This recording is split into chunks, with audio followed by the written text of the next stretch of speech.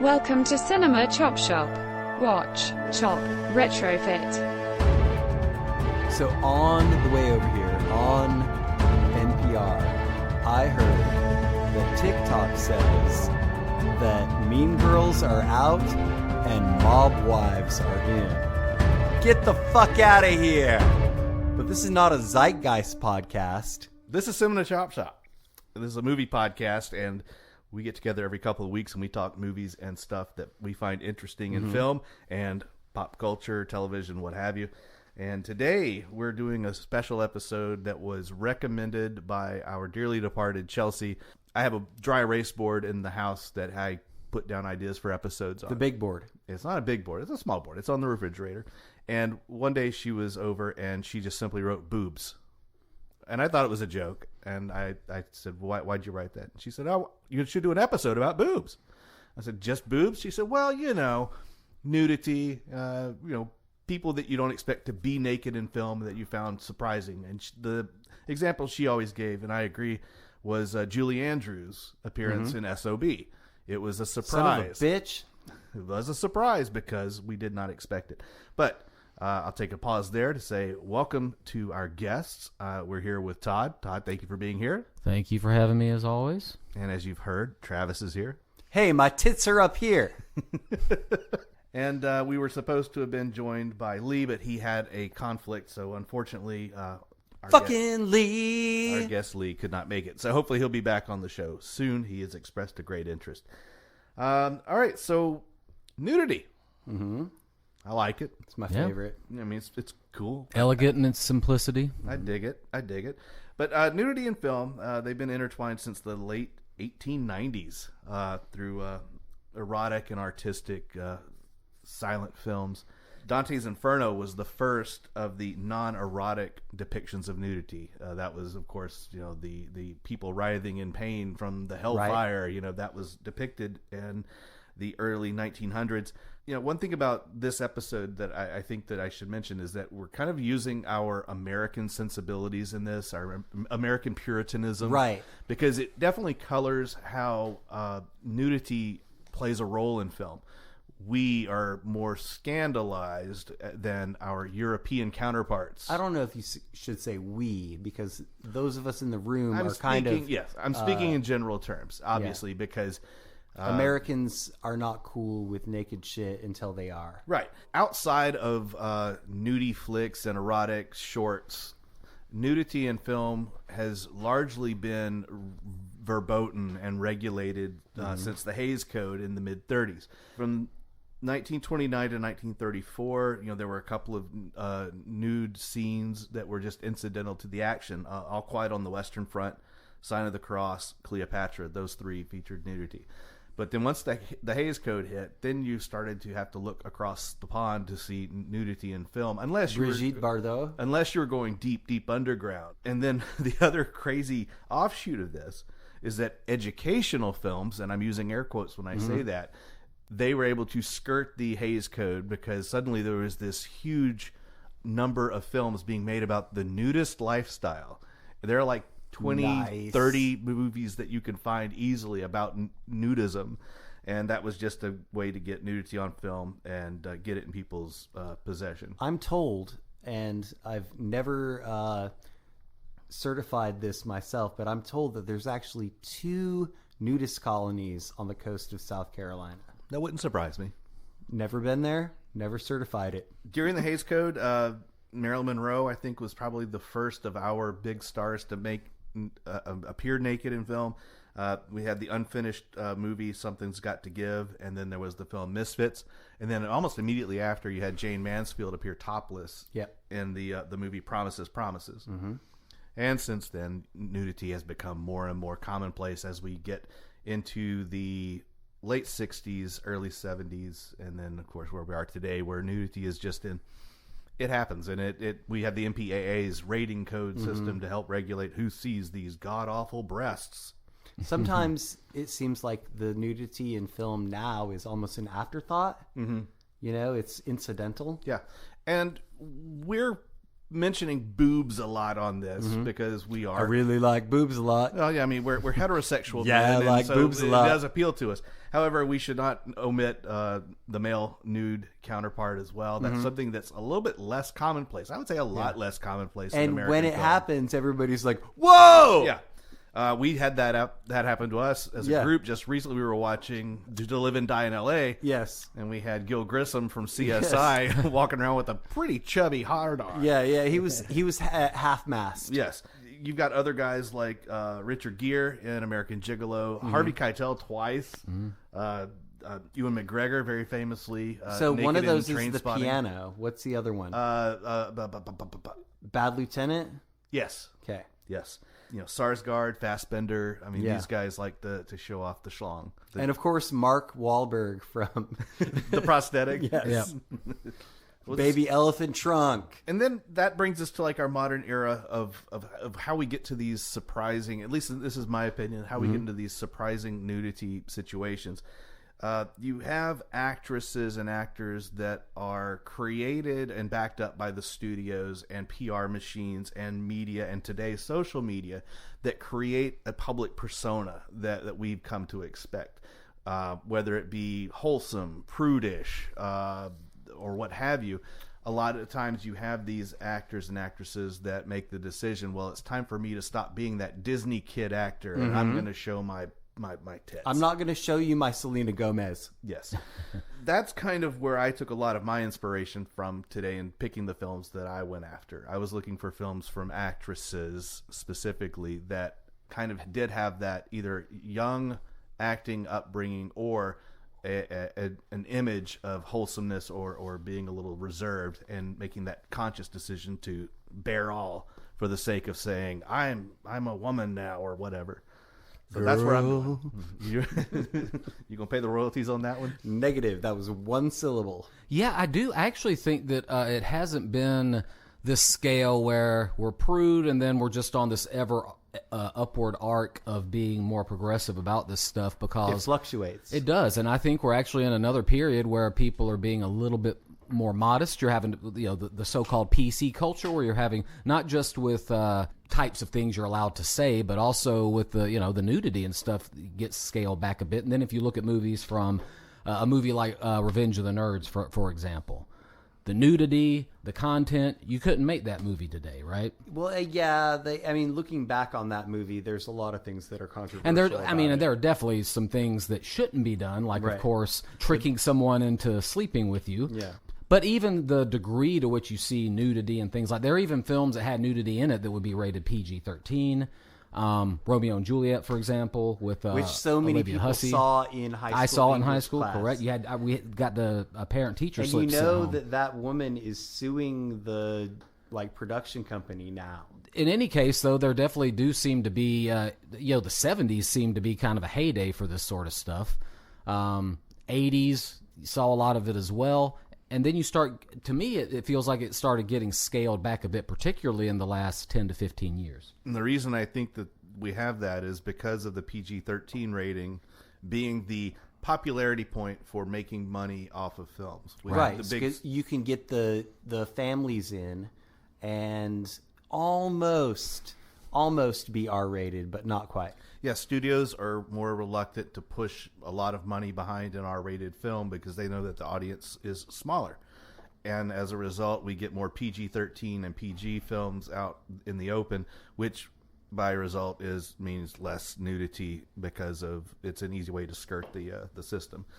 It's a lot easier to get away with showing people's heads exploding from gunshots in Yes. America than it is. That is a very poignant issue that you bring up. Oh, yeah. Why is it cool to show violence and not to show, the things that made all of us? Right. The bosom of life. Yeah. I mean, I was thinking about that before the show. I mean, we all, regardless of your sexual orientation, had an affinity for a female nipple Yeah. Yep. ingrained in our DNA. Yep. Whether or not you had a mother or what have you, that was just our drive. I mean, I breastfed well into middle school. Thank you. Thank you. I guess in America we prefer our sexualization on film to be metaphorical, because our gun is our cock, basically, in our culture and in our movies. This is my rifle. This is my gun. Yep. Correct. Well, then, without further ado, let's jump into some movies and talk about what we've watched or what we would like to discuss. You go first. Me? No, Todd, I want you to go first. Okay. I'm going to start with a film from 1976, and I actually saw this a couple years ago on Shudder, and so it may still be on there, starring a 13-year-old Jodie Foster. The name of the film is The Little Girl Who Lives Down the Lane. Oh, okay. It's not even Taxi Driver. No, Okay. we're before this. It also stars a young Martin Sheen, before he was famous, as the heel in the movie, or so we think. But in any case, this film is directed by a Hungarian gentleman named Nicholas Gessner. He didn't really do anything else of note. He did What's the name of the movie again? The Little Girl Who Lives Down the Lane. Okay. That's the name of the film, right? It's a line from the nursery rhyme Baba Black Sheep. Oh, is it? Okay. Baba Black Sheep, have you any wool? Yes, sir, 3 bags full. Oh, okay. One for my master, one for my dame, one for the little girl who lives down the lane. Oh, I didn't even pick up on that. Thank you for that addendum. Well, I just thought titles like this were kind of popular in the mid-'70s. You had like The Last House on the Left, for example, or The House Down by the Park, and movies like that. So anyway, that's what I was thinking, but that works for this movie. In any case, Nicholas Gessner was this Hungarian director. He never really did anything else of note, mostly Hungarian language films. And so the premise of this movie is that Jodie Foster lives in a house with her poet father. They have just moved to this town in Maine from England. So the Jodie Foster is home alone one day. Martin Sheen's character stops by, who is the son of the landlady there. Okay. And he becomes, as this early scene progresses, very inappropriate with her. Inappropriately attracted towards her. Yes, correct. But in a rapey. I mean, in obviously a real it would be this rapey way. way. Yes, even beyond just the fact that she's 13 and he's in his 20s, kind of aggressively. A mean kind, and like he's not trying to seduce her. Let me put it that way. And now, the film came out in 73. You said 76. 76, and is it in the setting is present day of the time? Yes, okay, of the it's time. Set Correct. in 76. Even more not cool. So what's the surprise nudity? As the film progresses, Jodie Foster, we never see her dad, who she's supposed to live with. The landlady shows up, starts snooping around. She goes into the cellar, sees something, and then gets killed. Okay. So we have some suspicion going on there.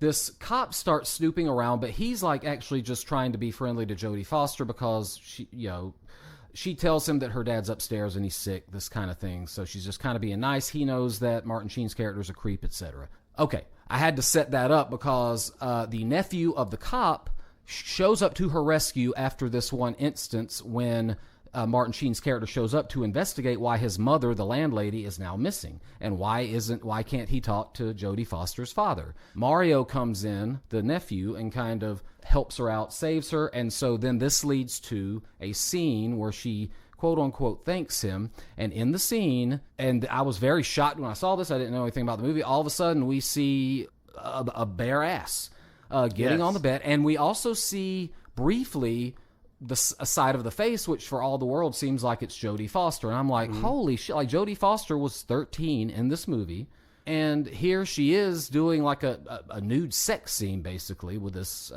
guy Mario. Now, after the movie was over, I did investigate, and there's an interesting story behind this. So, body double.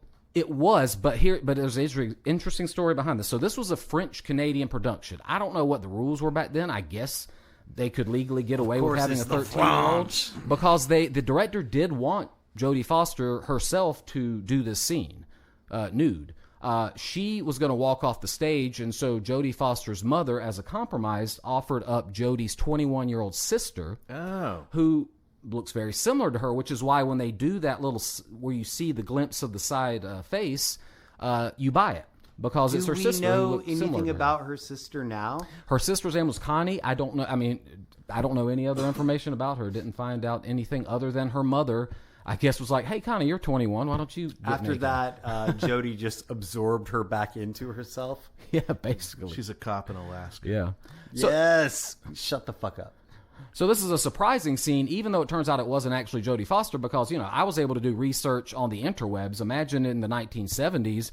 God, yeah. You just assume it's Jodie Foster, and Sure. it's like extreme. And even though we know now that it's not Jodie Foster, it's still a 13-year-old character that is performing a very frank sexual scene with this guy. So still, questionable taste at best.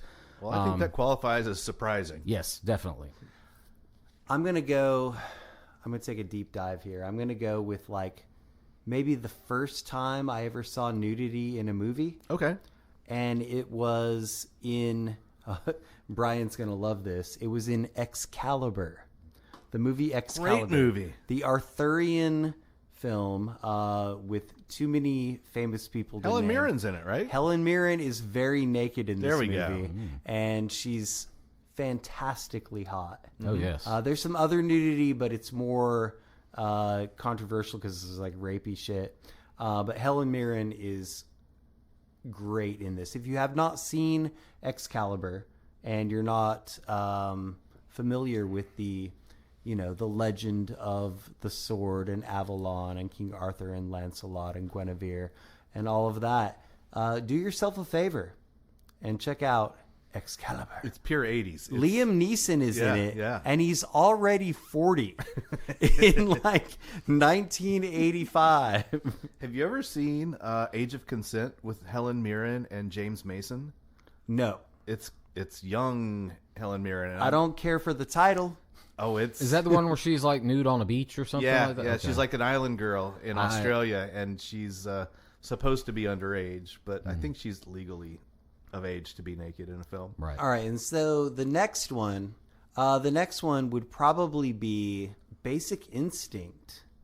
Basic Instinct. Sharon Stone does the uncrossing of the legs. Oh, sure, which yeah. is controversial about whether or not she was actually exposing any genitalia, but it was meant to be that Newman was seeing her vajayjay. Wayne Knight, yeah. Yeah, Wayne Knight. Also, I just love that movie. The first one is great. Sharon Stone, she's the fucking national treasure. Also, she's a certified genius, and she still looks great after having a stroke. I had a stroke or two. Janine Triplehorn's kind of hot, too, in that movie. Yeah, With some she is. Yes. Yeah. All right, well then I'm going to go with my first film. This is from 1995. 95 was a year for a lot of squeaky clean girls to get bare ass. I think Drew Barrymore around that time she did Poison Ivy. I think Alyssa Milano did Vampire's Kiss. Doesn't Molly Ringwald get topless in a movie? Here we go. I'm talking about Malicious, starring Molly Ringwald. Molly Ringwald was squeaky clean thanks to John Hughes films, and people just had a certain image of her that she wanted to break free of. And so she chose this vehicle, directed by Ian Corson. Trust me, you don't know this guy. Also in the film is the actor John Vernon, an older actor that when you see his face, you're like, oh yeah, that guy. John Vernon. Yeah, sure. It's corny as hell.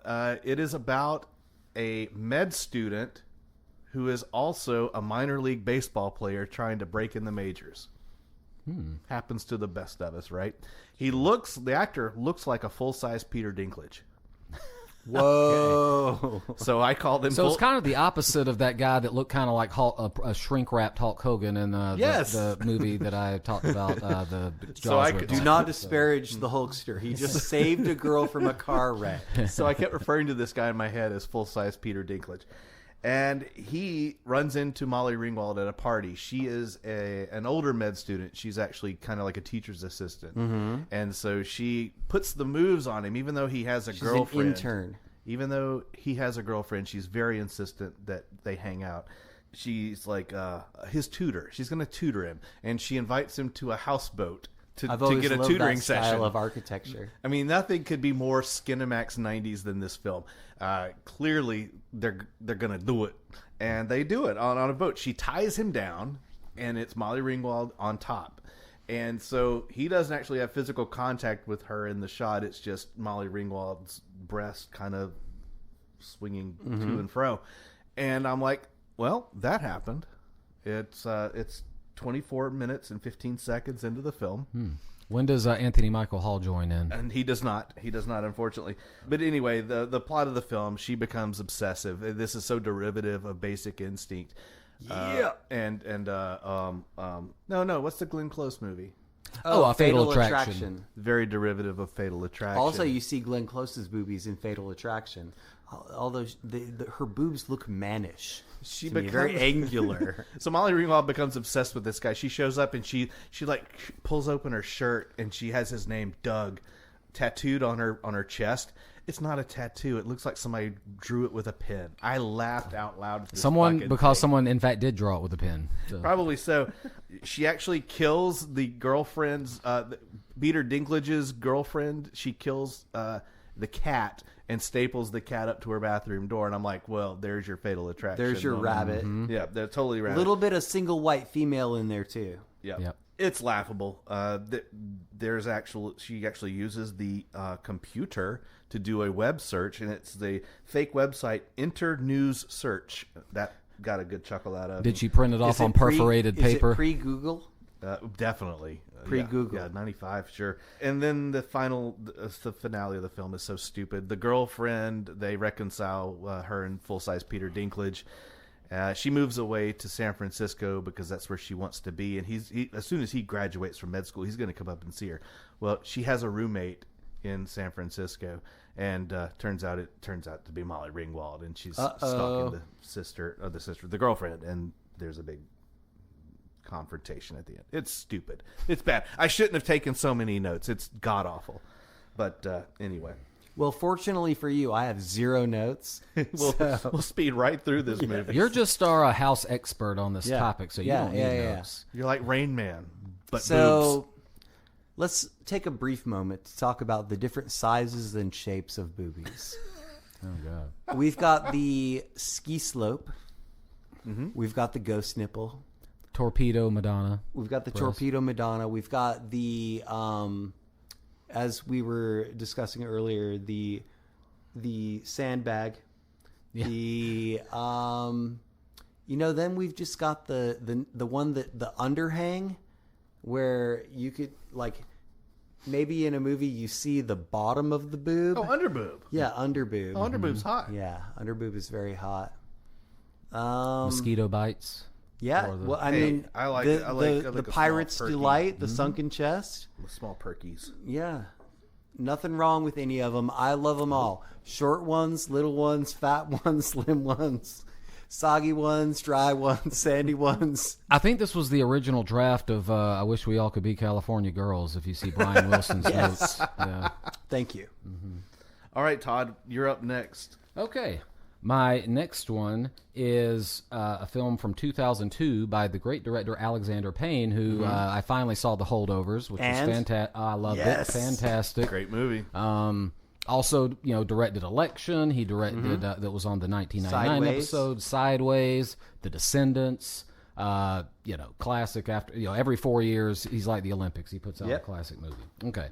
So this one is from 2002, About Schmidt. I know who you're doing. Yes. Starring Jack Nicholson in a very atypical role for him. He's not manic, we were all crazy. really Jack surprised Nicholson. to see Jack Nicholson's dick, especially when he pulled it out and he said, "Here's Johnny." Actually, that was a scene that they deleted. He was just the old man at the gym standing in front of his locker. And actually, that was basically... balls. Just sitting there with his legs spread, just kind of looking across the room. Maintaining eye contact. Yes. Air drying his balls with the, the whatever.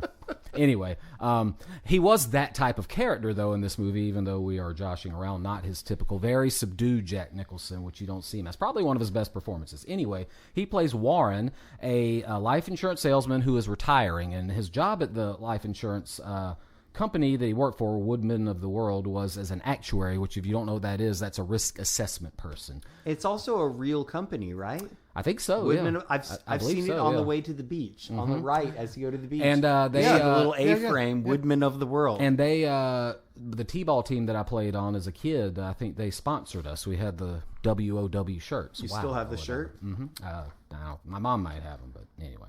The job, of course, becomes a symbol for this guy, though, because he's a guy that plays it safe his whole life, etc. He retires. He doesn't really want to retire. They kind of forced him out. One day he goes to his job because he doesn't have anything else to do, ostensibly to help the guy who's replaced him, etc.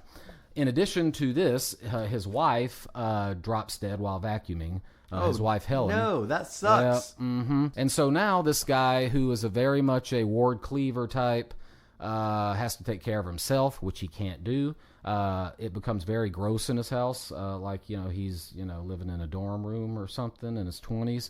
His daughter, Jeannie, shows up, sees him living in squalor, is upset about it, encourages him to come visit her for her wedding. She's getting married out in Colorado somewhere.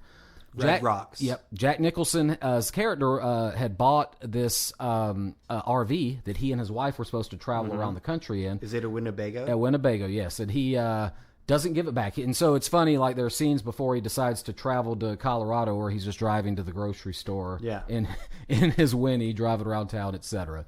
He does not care for his daughter's fiance, played by Dermot Mulroney. Dermot Mulroney. Yeah.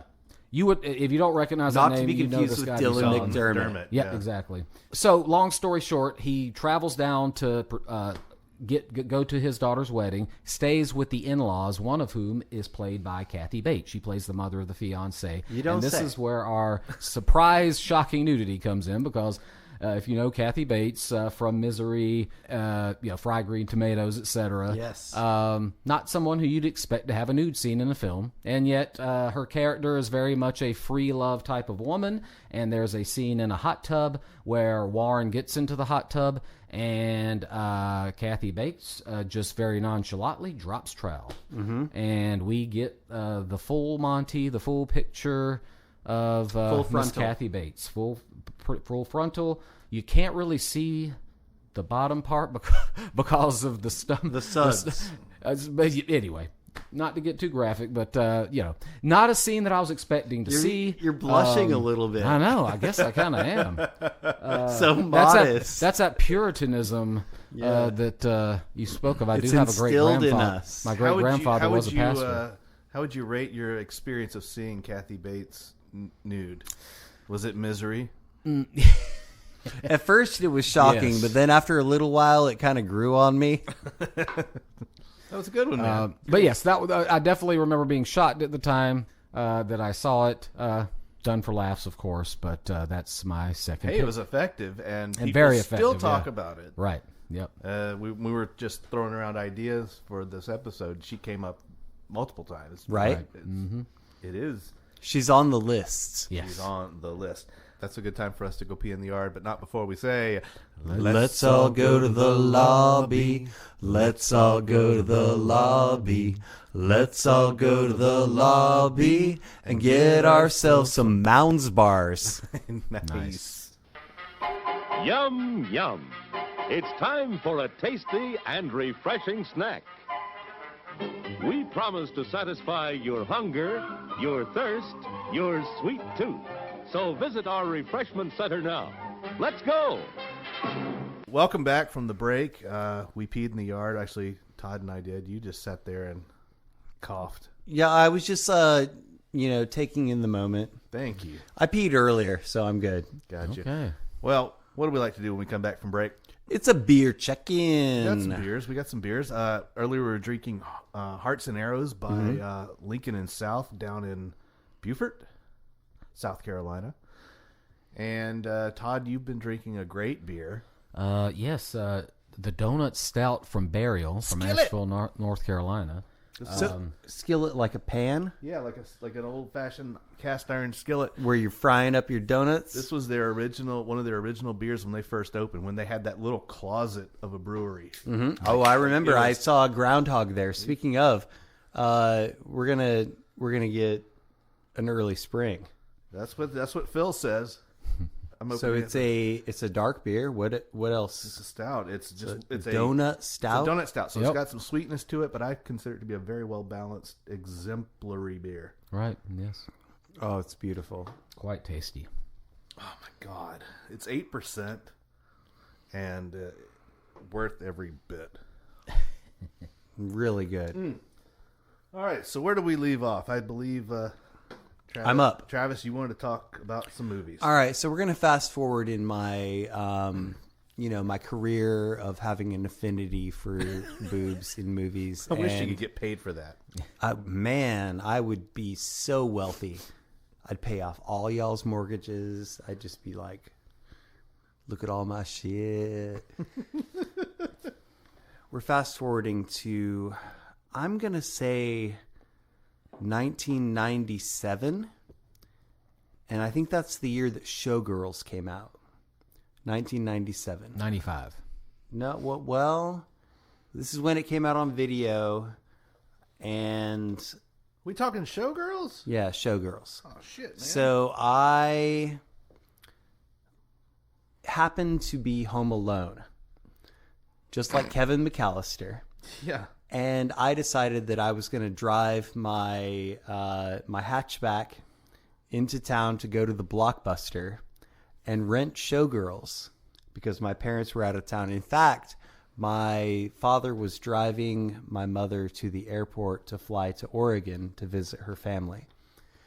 And on the way to rent Showgirls, I got involved in an automobile accident. So I'm coming around a corner. I may be doing like 38. It has rained. The road's a little slick. I see an object in the road, right? And so I swerve to miss it, but I overcorrect. And I roll into an embankment. Into a ditch with like trees. So anyway, by the time my car stops moving, the car is facing the opposite direction. It's upside down, and I am hanging upside down in the seat, suspended by my seatbelt. Didn't get a scratch on me, but there was glass in my pockets from the windshield. In the pockets of my pants, there was glass. So I cussed a lot. I was like, rah! I can't believe this happened. And then got a tow. Had to call the cops because I was an upstanding citizen. I was like, oh, you better report this to the police. And they came. They were like, well, we're gonna write you a ticket for, contributing to an accident or something like that, even though I was the only car involved. Got the car towed. Had a very long discussion with my dad, John, about reckless driving. But I wasn't even reckless driving. I just took the curve a little bit too fast. But that is what a young man will do for some titties. Now, Elizabeth Berkley was in this movie famously. And she, as we all know, endeared herself to us in the sitcom Saved by the Bell. Saved by the Bell.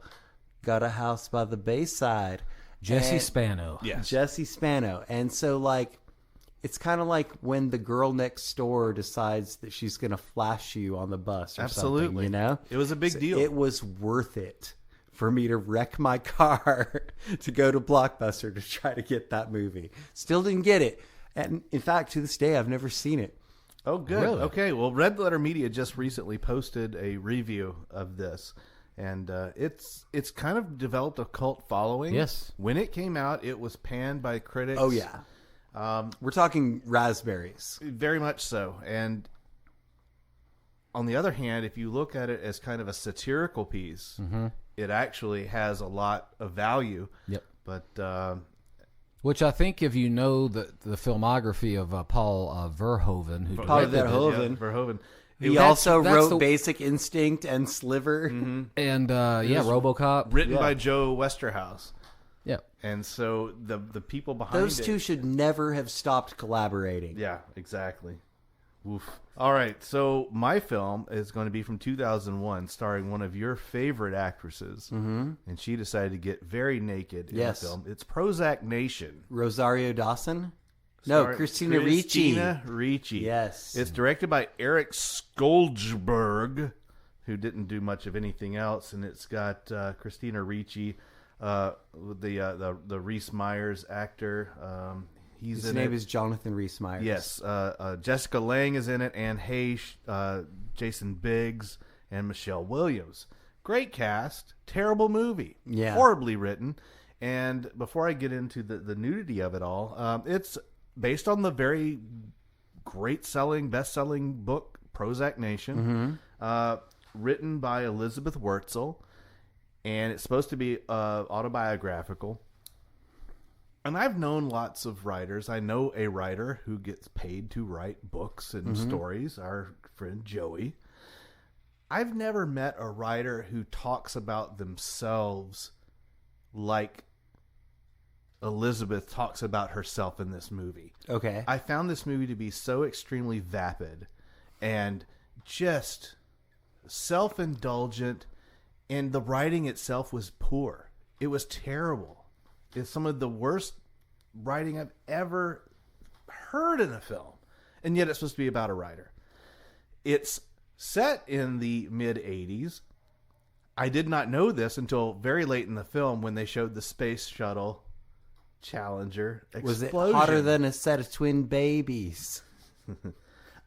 When they showed the Challenger footage in real time, I said, "Oh, this movie's set in the '80s." I would not have known that Otherwise? because the costumes were wrong. The costumes were Yeah. late '80s, which late '80s, early 2000s clothing weren't too far apart from one another.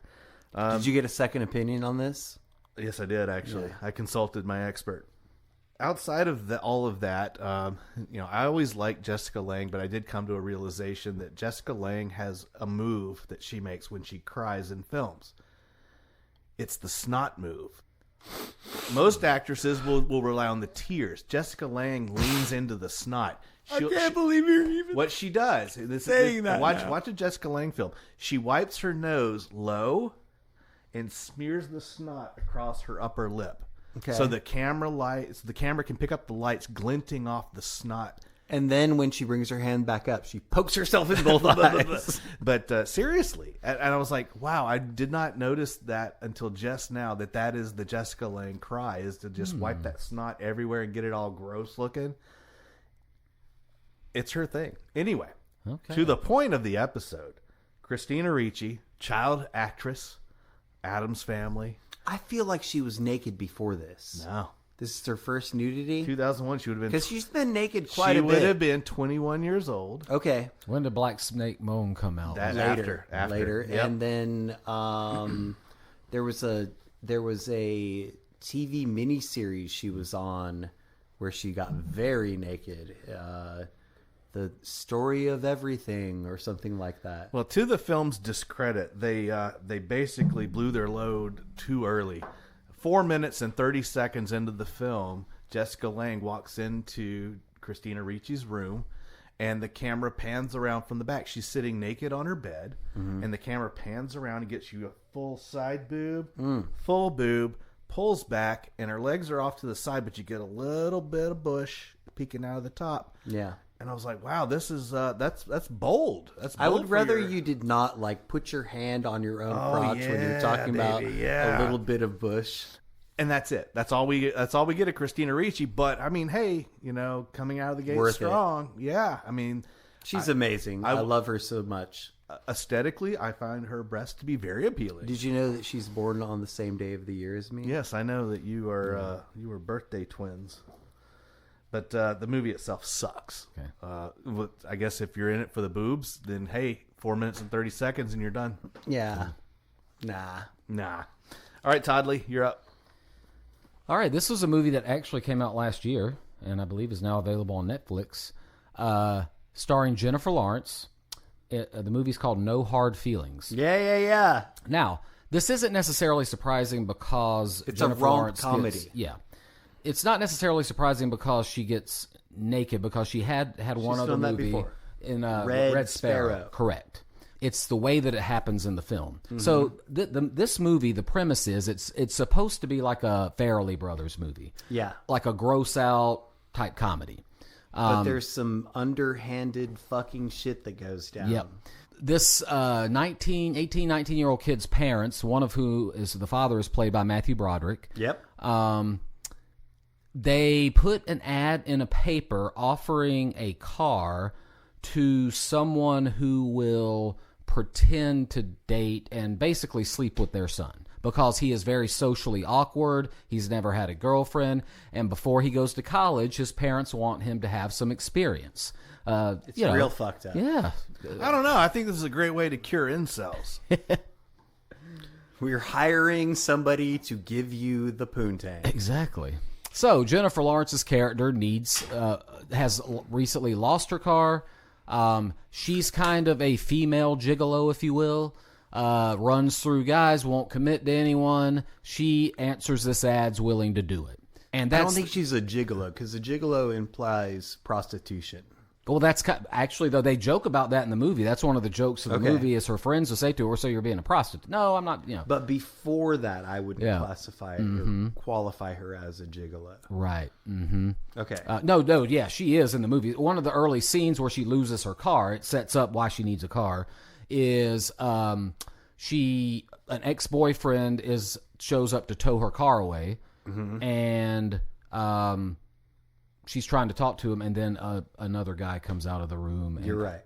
So she's promiscuous, but is it is it implicit that she's getting money for? No, not in those cases. Okay. In this case, though, this is a transaction where she is getting a car, and the expectation is prostitution. Yeah, they make a joke about it. Yeah, because she's like, do you want me to date him or do you want me to date him? And then they confirm for the listeners. Yeah. Mm-hmm. Todd did a hip thrust. I did a hip thrust that I learned from Kindergarten Cop.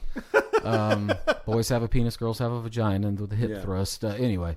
Which is also part of this episode. Yeah. Anyway, so boys do have a penis and girls do have a vagina. Correct.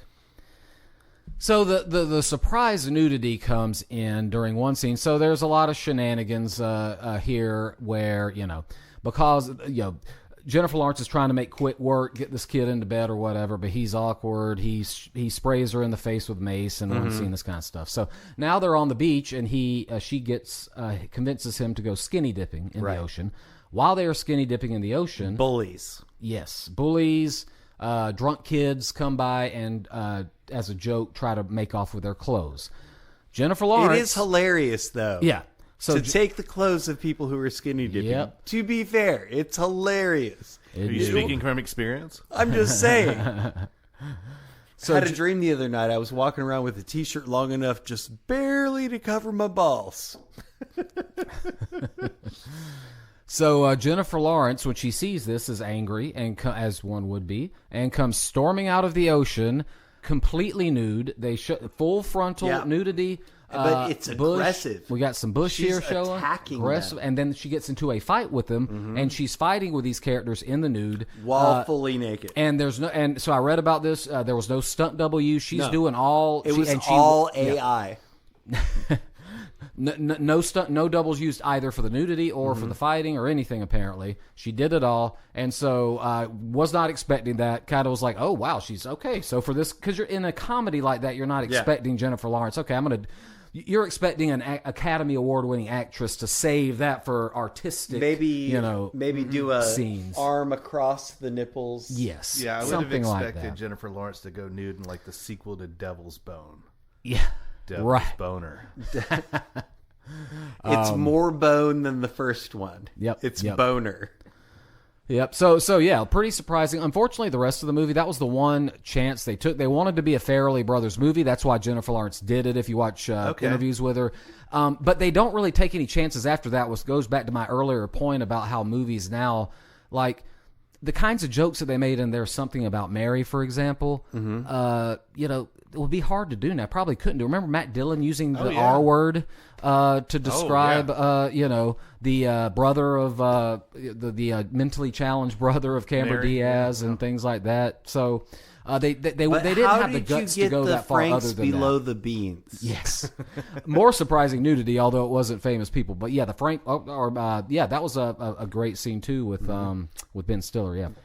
Anyway, so it's kind of a mediocre film, but that was the one chance they took. It paid off pretty well because I was pretty shocked. Word. And by shocked, you mean turned on. That too. shot Don. All right, Travis, hit us with some other nuggets of All wisdom. right, so I'm going to have to go with my girl, Madeline Stowe. Madeline Stowe is the female lead from Last of the Mohicans. It's Correct. probably her most well-known film. But she was in a couple of bangers in the 90s. One was called Unlawful Entry, where Ray Liotta was Bad Lieutenant. Okay? Gotcha. And she's married to Kurt Russell. And I think she's married to Kurt Russell. Yeah. Yeah. And so like there's a scene where she's a cowgirl and looks great. Really nice. And then there's another movie that she did. I guess this is the point where I should tell the listener that Travis is pantsless. Called China Moon.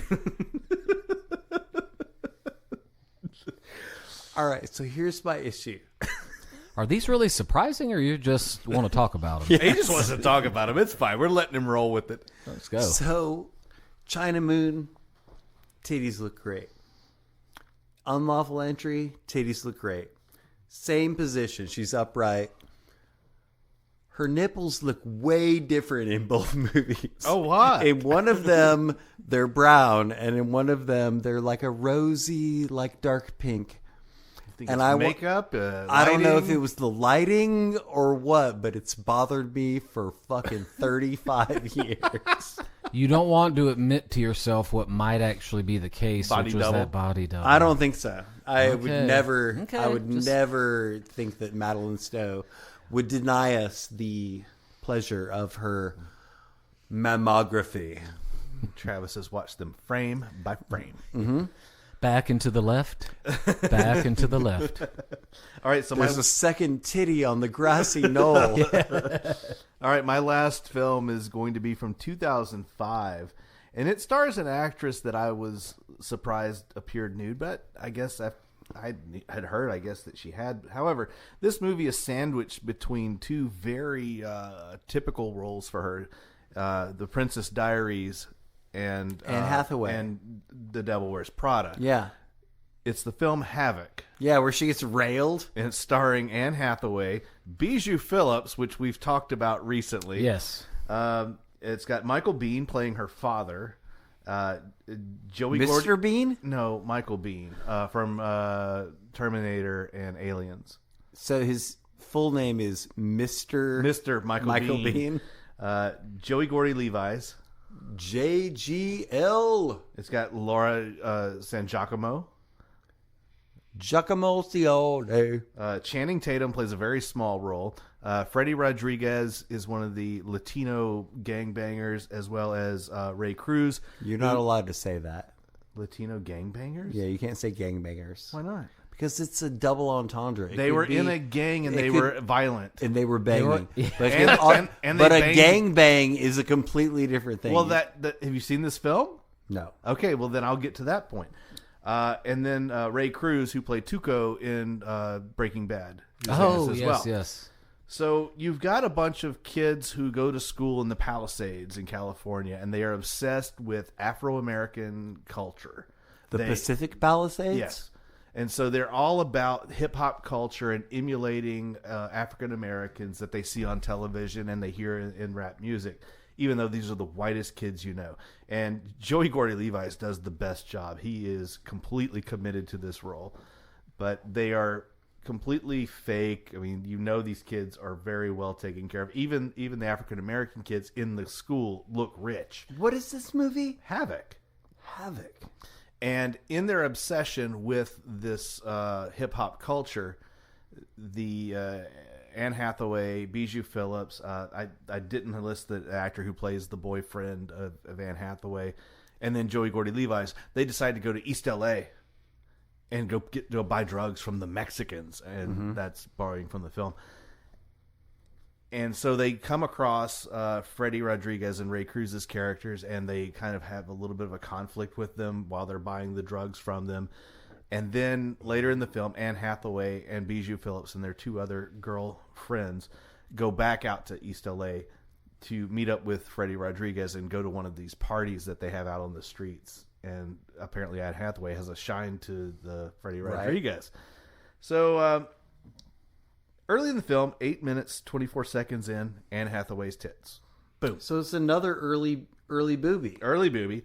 And then 34 minutes in, there's a guy. I'm sorry, I should back up. There's a guy who like loves videotaping all of his friends. Like he's a wannabe. Of course he does. He's a documentarian. And this movie became Cloverfield. He wants to be a documentarian, and he's hanging out with Anne Hathaway, talking about why is she so obsessed with this hip hop culture, because it's not who she is, blah blah blah.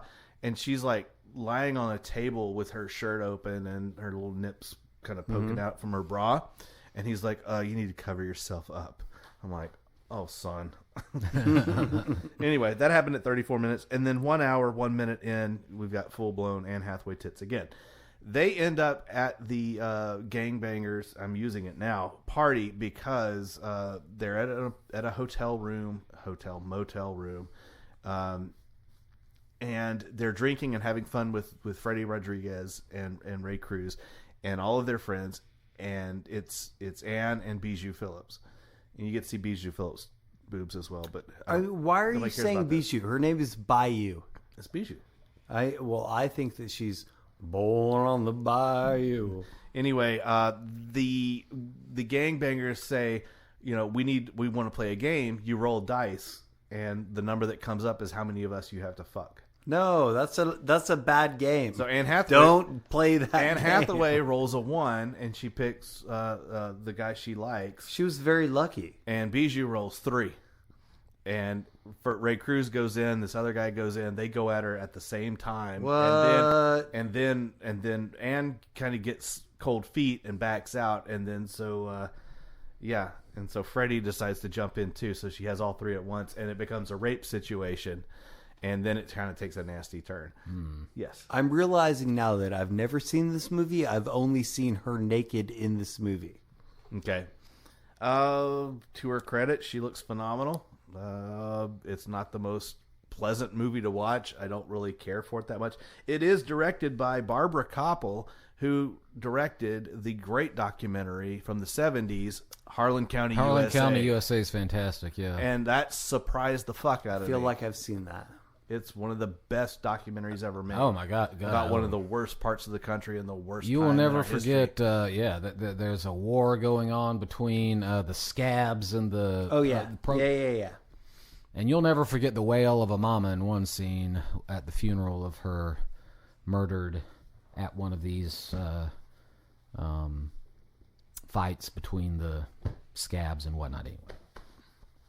So we have a few minutes to talk about other boobs. It's your some honorable mentions. The floor is yours. Actually, can I go with one real quick that I just thought of? The Gift, a movie. Yes. Billy Bob Katie Thornton. Holmes. Yes, Katie Holmes, America's sweetheart. She's if like me, you watched Dawson's Creek back in the day. Dawson's next door Dawson's neighbor, Creek. the girl next door, and she lifts up her shirt, and there they are. All right, I see your Katie Holmes, and I'm going to go with Salma Hayek in Desperado. Ooh. Now, granted, she wasn't totally naked though. Yeah, she showed her titties. Did she? Hardcore, dude.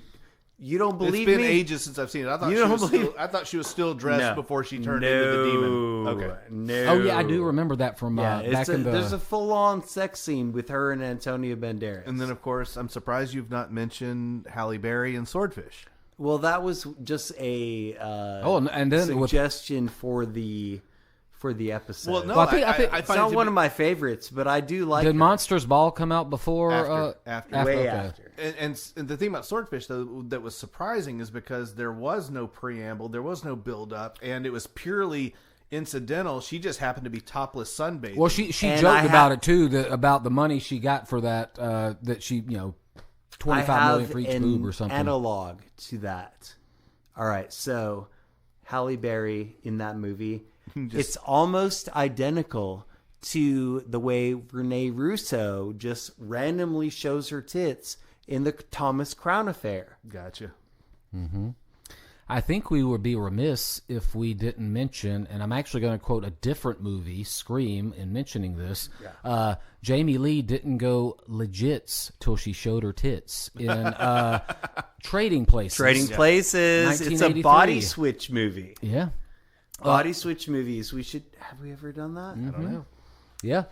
For those, surely most of our audience probably remembers the film directed by John Landis with Dan Aykroyd and Eddie Murphy, where Eddie Murphy is a homeless guy. Yep.